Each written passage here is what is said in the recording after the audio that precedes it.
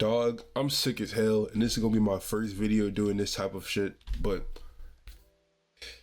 there's this narrative floating around the internet that Kid Buu is superior to Buuhan, Super Buu, Piccolo Buu, all the Boos that are, Ascended Buu, whatever the fuck.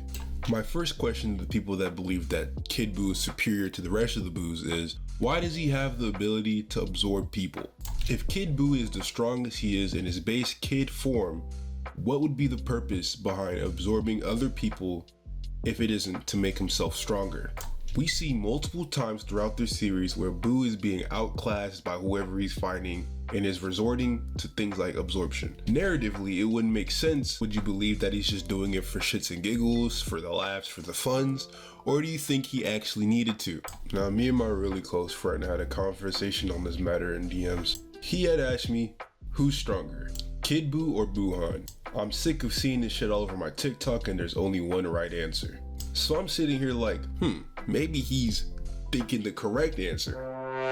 Safe to say our opinions were not aligned. The first question he asked me is, why is Super Buu scared of Kid Buu?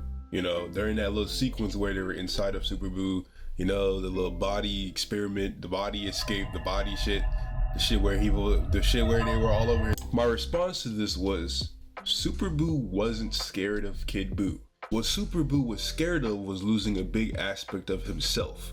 Now people would argue with me, oh, then why is Majin Buu weaker than Kid Buu? The manga didn't really show the fight between the Grand Supreme Kai and Kid Buu, but during that fight, in the anime, it was shown that Grand Supreme Kai was actually fighting back against Kid Buu and ultimately resulted in getting absorbed by him. This ultimately led the Grand Supreme Kai's soul within Kid Buu to suppress him and keep him under control. It was also stated that when Evil Buu separated from the Good Buu, that Evil Buu stole most of the power that they had when they were one being.